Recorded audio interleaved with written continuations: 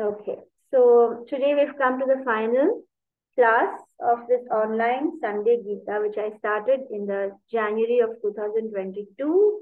And so I welcome you both, Arav and Nisha, and anybody who's going to join. And I hope if you will, that you will really think about whatever you've been learning in Gita, because I'm sure it's going to help you develop these benefits which I have mentioned in this slide, right? You will certainly be more focused because you will have only one, point. You will have only one point to think of, which is how will I do everything in the service of Krishna? And you won't be bothered or worried about the results, right? So you will be able to have single pointed focus, no worry about any politics or what is happening. You'll be single pointed focus, and you will develop all your life skills because you'll be able to see Krishna in everyone and everywhere. You'll be calm, you won't have anger because you will accept everything that comes when you really understand the Gita, good or bad. It's coming from Krishna. You will not be bothered about anything. And you will also have increased compassion. You will be able to love everybody and feel one, united with all. You will be able to be successful because you are single-minded focus, and you will also be very thoughtful about your communication. Okay? So these are the benefits which I spoke to you in the beginning, and I'm sure that if you apply these teachings, you will surely get these. Okay? So let's quickly pray. Om Ajnana Timranasya Jnananjana Shalakya Chakshurunmilitam Yena Tasmai Shri Gurave Namaha.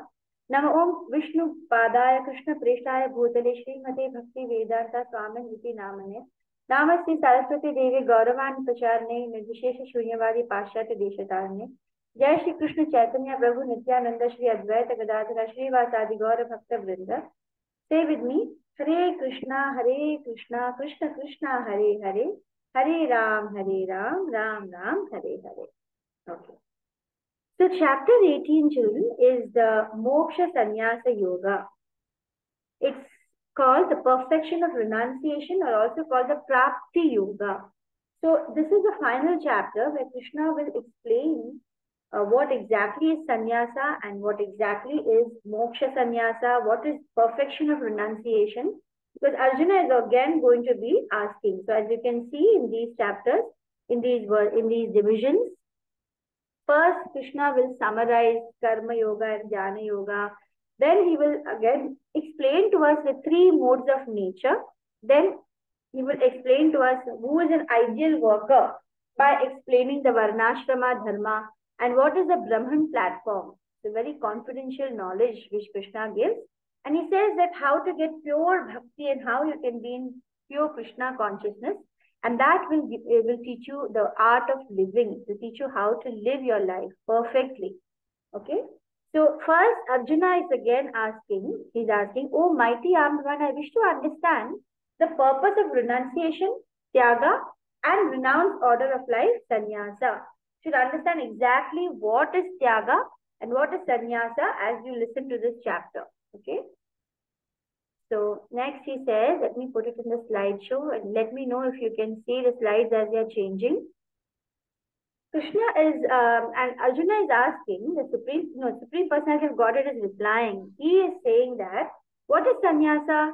The act of giving up activities based on material desires is what is called sannyasa. So sannyasa is not going into the forest and leaving everything. Sannyasa means you give up your activities, any activity which is based on your own material desire. Giving that activity, you want something, so you're doing that. But if you do something for Krishna, then, only for Krishna, you're doing anything you do. You don't want any personal benefit. Then you reach the state of sannyasa. And when you give up your results itself, it's called tyaga. Tyaga is not giving up, giving up your family again, giving up, sacrificing this and that, or giving up lots of charity. Simply giving up all the results of your work to God, to Krishna, is tyaga. So these two things you must understand clearly. According to Gita, Krishna defines exactly what is sannyasa and what is tyaga, so that we don't get confused.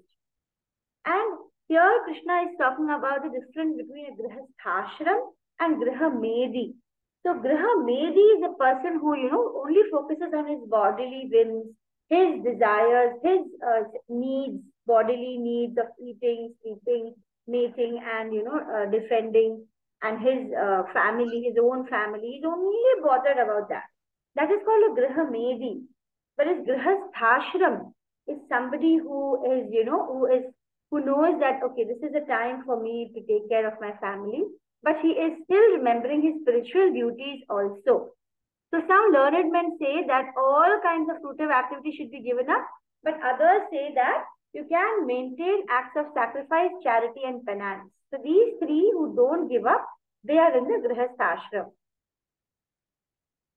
Then Krishna is saying that sacrifice, charity. So Krishna is replying. Some people think that sacrifice, charity, penance should be given up, but Krishna is saying that no, you don't have to give these up because they help in purifying the soul. Now, Krishna gives a final opinion in this chapter. Krishna is saying that these people are, look at these pictures before we come to that. These people are saving one animal, okay? But they're not doing it for any selfish desire. They have no selfish desire. They feel that all plants and animals are like our brothers and sisters, and they feel like protecting it. There is no personal desire. So all activities which are performed without attachment or expectation, they are performed just as a matter of duty. That Krishna says is his final opinion. Disinterested means you're not giving your heart to the world, instead giving it to the Lord. When you do everything just for the Lord, that is called karma yoga, basically, when he's concluding. So in freedom from bondage through karma yoga, Krishna is saying in these verses, if you give up your duties as troublesome or fear or bodily comfort and you're running away, then such a sacrifice is because of mode of passion. You're just giving it up. You don't want to do. You want to sit and just chant. That is only because of your mode of passion. And when one performs his duty only because it has to be done, he renounces his material association and he's not doing it for his own personal benefit. That is renunciation in the mode of goodness. So here you can see in 18.7, 8 and 9 how Krishna is saying that when someone in 18.9 is mode of goodness. Children, I want you to remember there are three modes, three gunas. Sattva gun, rajo gun and tamo gun. Mode of goodness जो नीचे 18.9 में लिखा है, 18.9 is a mode of goodness. So there you do everything as a duty and you give the results to God. Second one is mode of passion, where you do things or you give up duties or only out of fear or the duty is very difficult. Then you're in the mode of passion. And those who are in the mode of ignorance, they are totally in illusion. They don't understand anything. They're thoroughly confused. Now, this is very important. Always understand that when an action is happening, it is not only you. हम सोचते हैं कि जो हम करते हैं वो सिर्फ हम ही कर रहे हैं. No, any action we do is not only you. The action is done. There are 5 factors. The action is done because of 5 different factors. So Krishna explains that according to the Vedanta, there are 5 causes of any action. And Sri Krishna says, now listen to me carefully. I will tell you what are the 5 things which causes any action to happen. One is the place of action, right? Where it is happening. So you can look at it as our body. Or here in this picture, in the right side, in the left side, you can see the place of action is where the construction is happening. Who is the performer? The performer, when you say the body is the place of action, then the soul, that is we.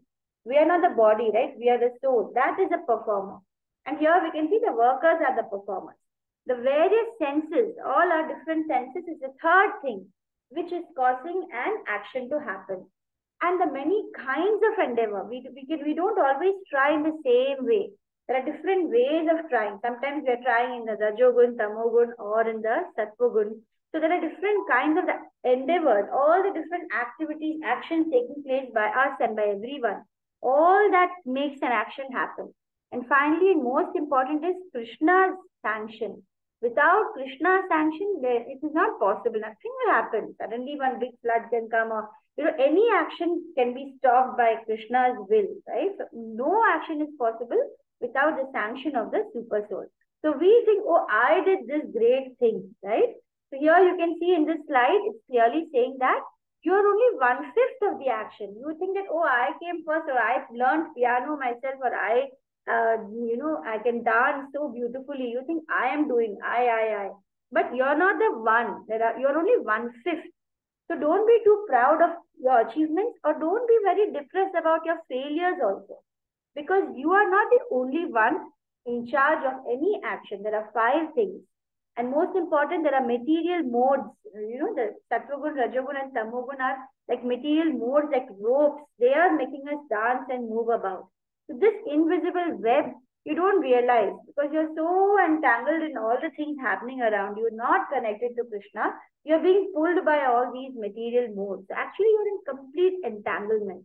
Only when you see this that you are entanglement, you are actually tied by the modes, then and you understand Krishna, you will be able to cut the ropes and you'll be free. And then you're only acting for Krishna. No more are you pulled by the different modes. Next is, so now you can quickly take a pen and paper and you can note down what is your score for each of these. Okay, so Krishna, I will tell you what is the kind of knowledge. Are you having knowledge in Rajogun, Tamogun, or Sattvagun?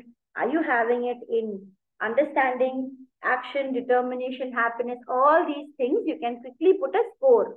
Okay, so if you're in Tamogun, you can put yourself in 1. If you're in Rajogun, you can give yourself 2, and if you're in Sattvagun, you can give yourself 3 score. Okay, so are you doing that? Who all are here with me? You can quickly do that. Nisha, who is Motorola? Is that Ritika? Yes, ma'am. Yeah, all right. So Ritika and Nisha, you can quickly take a paper and you can just note down the scores. I'll be giving you 6 different questions, and for each of these questions, you can note down whether you can give yourself score from 1 to 3 for each of these 6 questions. Then we'll calculate what is your score, so you will know where you're standing. So the modes are actually entangling us according to our mentality. So as and how much we keep thinking, the kind of thoughts we have, based on that will be our nature. So let's look at this. The first is knowledge. There are 3 kinds of lots of factors. Happy, you are either in all these factors, you are either in sattva. Sattva is happiness and goodness. Rajas is passion and disturbed and all the time running after something and greedy and all that. Tamas is when you're mad and ignorant, not bothered about anything, and totally it is in the darkness, tamas. Okay. So there are 3 modes of everything. Knowledge. Okay, so you're going to put yourself score. If that knowledge by which one individual in undivided spiritual nature is seen in all existences, undivided in the divided, is knowledge in the mode of goodness. So you think, okay, can I look at everyone as if they are Krishna? Have I got that knowledge now that I'm able to see Krishna in everything and everywhere? Have you reached there? Then you give yourself 3. Nisha, did you understand? If you feel that you are able to, abhi Gita padhne ke baad, you are able to, after reading the Gita, you are understanding, yeah, Krishna is everywhere in everyone.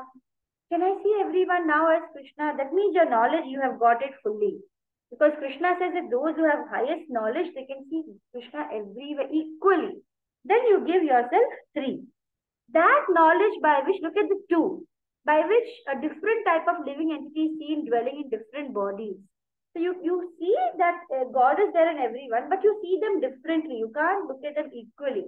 You will see, okay, this is an animal. Okay, this is a high position somebody. This is a servant for servant class. You are able to, you can see differences in people. That means you're in the mode of passion. So give yourself 2. But you can give yourself only 1 if you feel that. Be very honest. I will not ask for your scores, okay? And that knowledge by which one is attached to one kind of work as the all in all, without knowledge of truth, which is very meager, is in the mode of darkness. That means you feel that only one kind of work is possible for me to do or for anyone to do. And you are only relating a person with his work or what he is doing. Then you are not able to see Krishna everywhere at all. Then you are in the mode of darkness. So give yourself score of 1, 2 or 3 about what is your level of knowledge now after studying the Gita. What is your level of knowledge? You can give yourself score of 1, 2 or 3. See Krishna everywhere, or see everybody when you go out and in your whole life, you keep seeing everybody differently.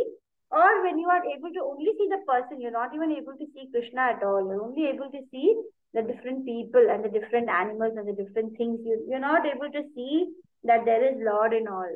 Then you are in number 1. Okay. Now, second, let's look at the action. Have you put your score? You put your score 1, 2, or 3 for what is your knowledge level now. Now, let's look at the action. Okay. There are 3 kinds of actions. So here also you can put Nisha. Yes, Nisha, what have you raised your hand? Tell me. Ma'am, I will choose. You're in mute, Nisha. Ma'am, I will choose second one. All right. So you can give yourself 2 points. Look at the action now. Okay. Second question, again you can put 1, 2, or 3. So first look carefully. Okay. That action in accordance with duty which is performed without attachment, no love, no hate, by one who has renounced fruitive action is in the mode of goodness.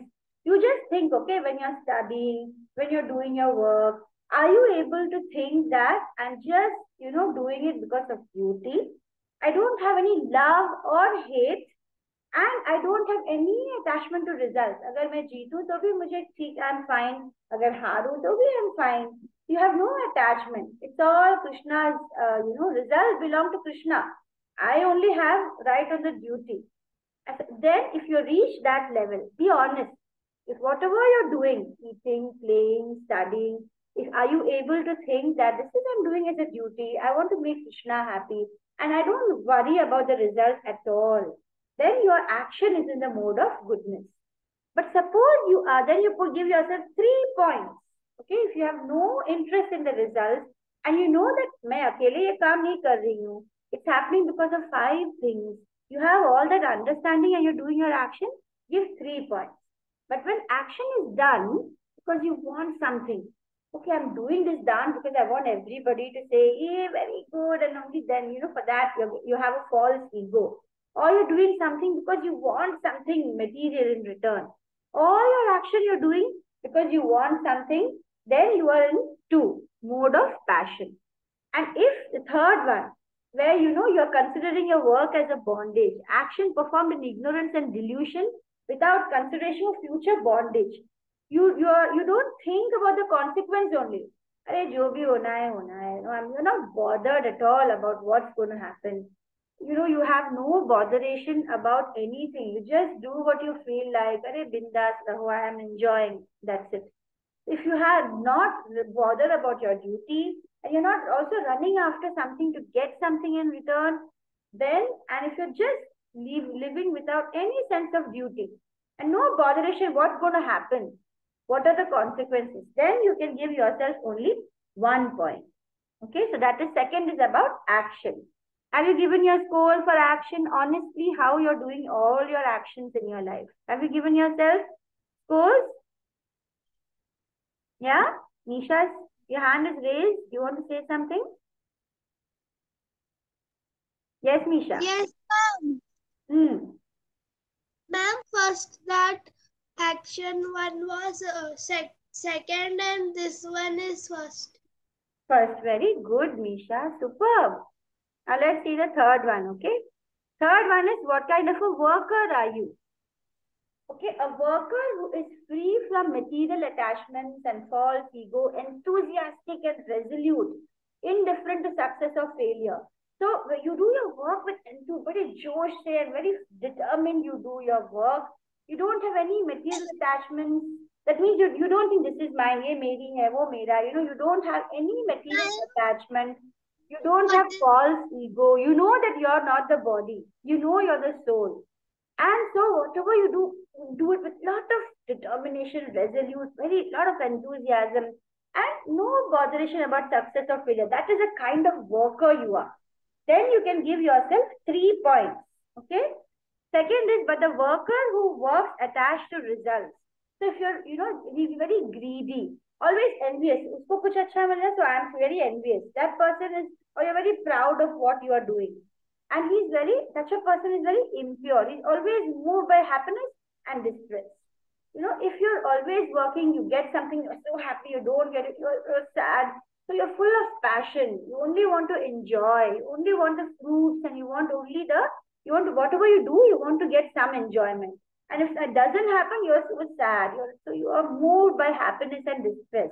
So you're a worker who is working very hard and all that, but you get moved. You get very happy when you get the result. You get very sad when you don't get the result.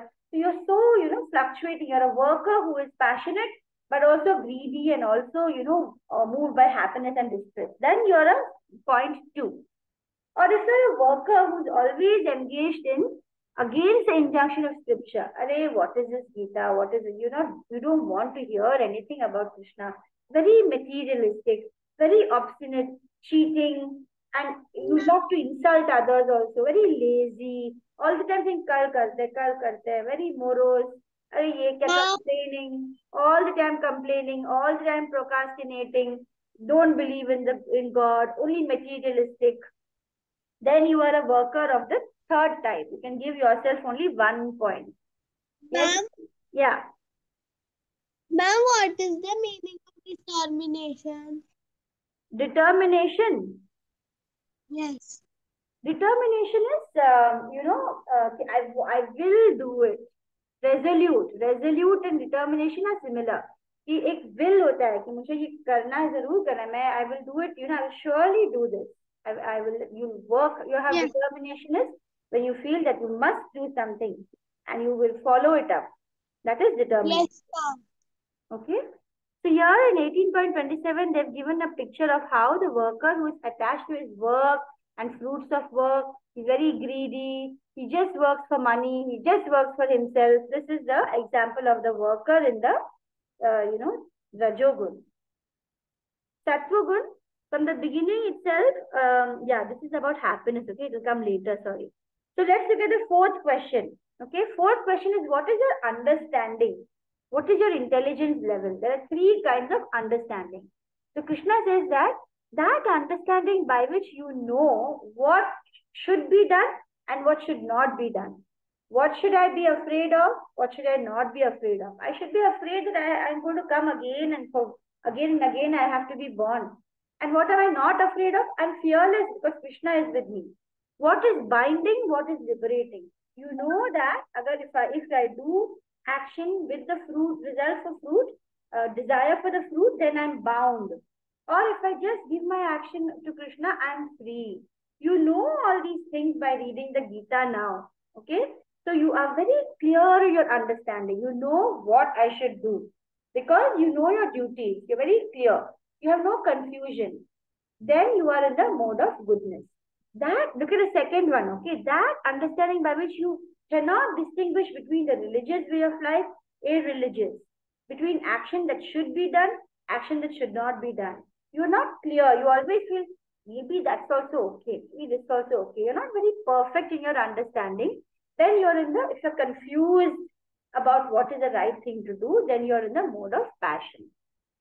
Third is when your understanding is, it considers irreligion to be irreligion. Some people say, oh, these people praying to Krishna, kya bekar, and they don't know what is the value of religion. And they will think religion to be irreligion. So ulta, like if they are the people who are enjoying, doing nothing all the time and just having fun, they say, this is what is life, yeah. This is the good thing. So they think wrong thing to be right, right thing to be wrong. And they are in illusion, they are in darkness, they're always in the wrong direction. And then they will always be crying also. That is in the mode of ignorance. These are the 3 kinds of intelligences. What you know, and if you're confused, you're in 2. If you are, thinking ulta, right thing wrong and the wrong thing is right, then give yourself number 1. So give yourself points after studying Gita. What is your understanding level now? Give yourself points. And the next is determination. What is your willpower? What is the kind of willpower you have? Okay. So let's see the willpower. So here Krishna is saying, oh son of Pritha, that determination which is unbreakable. If you think I'm going to get up tomorrow at 4, I will do 1 round of chanting, then I will read 1 Gita verse, and so I'm doing my duty to my soul, and then I have to do my homework, I have to study for tomorrow's test, I have to go for my dance class, I have to I have to help my mother or I have to help my grandparents. Very clear, and you have in control, you have a determination, then you are in the mode of goodness. So Krishna is saying that that determination which is unbreakable. You get up in the morning and then say, nahi yaar, I want to sleep again. So then you're not determined. Okay, so and by practice only, it cannot come just like that. By practice, you're able to control your mind, your life, and your acts. Then you're in Sattva Gun. But that determination, look at the second one, okay, which holds fast the fruitive result in religion, economic development, and sense gratification. So you are determined only, you only are determined if you have something for you. मुझे क्या मिलेगा ये करने से? So I will get money or I will get some sense gratification. Then only I have determination. Otherwise, I don't want to do. I have, I'm not bothered. Well, who is going to get up and chant in the morning? Nothing. I am not getting anything. So the determination, which is only based on sense gratification, then you are in mode of passion. That determination which cannot go beyond dreaming. You're only dreaming. You're all the time afraid. ये करने से तो वो हो जाएगा. Some result, bad result will happen. Or you're always lamenting. You only make false illusion and dream. I'll do this, I'll do that, but no action at all. That is called unintelligent determination. It's in the mode of darkness. Okay. So what is your kind of determination? Are you determined to do what is right? You're able to do it without getting faltering. Then you can give yourself 3 points. So that is determination. Finally, happiness. Okay, that is the last. What is the kind of 3 kinds of happiness? That happiness which is in the beginning like poison. Like, suppose you have to study for the exam. It will be like poison. You will feel so much of effort. But in the end, it will give you nectar. That is in the mode of goodness. Any kind of happiness where in the beginning it feels like difficult, but then later it is nectar. That kind of happiness is in the mode of goodness. Now, happiness, second one is happiness which is only from senses and sense objects. You get happy only when your senses are gratified. So it will be happy in the beginning, but it will be actually miserable in the end. You eat so much of ice cream and then later you have stomach pain. So that is kind of mode of passion happiness. But that kind of happiness, which is, you are always sleepy, lazy, that is also giving you unhappiness. After that, you get no result, you're upset, you're confused. So which is pain in the beginning also, pain in the ending also, and they're just imagining, I'm happy doing nothing. That kind of blind sort of happiness is called mode of ignorance happiness. Okay, that's actually not happiness at all. It's pain in the beginning and in the ending. Okay, so now you can give yourself points. This is about happiness only.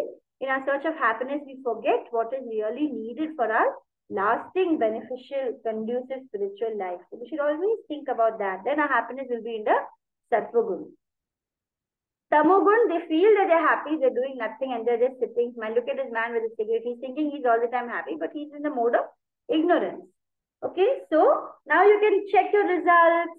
If you're getting 3 for all, you will be getting 18 scores. If it is 18, 17, 16 scores for all these things, if you're getting 2 and 3, or if your results are somewhere near 6, then it's not too good. If your results are around 12, that means you can pick yourself up and you can come to Sattva Gun. Okay? So done. Today's test is over. I think the time you can join the meeting again. There's only 7 minutes left. And we still have 20 minutes to go. So all of you have done your checkbox. You have, so check, count all your points. Knowledge, how much? 2, 1, 2, 3, put for worker, understanding, determination, happiness, and then you can check your total score. Good. So you don't have to tell me. You can tell me if you want to, but no need. You only will know whether your result is not too great. You need to really work. Or it is, you can pick yourself up, or you're doing perfect. You're near 18. Okay? I is 16. Very good, Nisha. So you're close to 18. You've studied the Gita and you have improved. You think the Gita classes were useful to understand life, to understand God, to understand soul? Was the Gita class useful for you, Nisha? Yes. Okay. And nice, because you want to again study from chapter 1. So I can understand that you're really, you want to know and keep revising this knowledge. Very good, Nisha. So look at this, the 40th chapter is like a conclusion. Krishna is saying that all people in this material world, even demigods, demigods are all the different gods whom we are talking about, who control the nature, and all human beings and all those in the different planetary systems inside the material world, everyone is bound by modes of material nature. The Sattvagun, Rajogun, Tamogun, it binds everyone. We are all tied by these gunas. This is what Krishna is saying. So it's not that anybody is free. Then Krishna talks about the 4 kinds of ashramas in this last chapter. Okay. He says that he only has created. He says that Brahman, Kshatriya, Vaishya and Shudra. You can see in this picture, in the first picture, in this middle picture, the first picture are like the IAS officers and all that. They are give advice. People come and ask them for advice. Even the politicians, the prime minister and the head of state will ask them for advice. So they are advice givers. They are like the brahmanas. Here there's a picture of Barack Obama. That is when he was, earlier the US president. He is like a Kshatriya. He's the one who's protecting and all that. Here we have Ambani. So he is like the example of all these business class people and the farmers. All of them come under Vaishyas.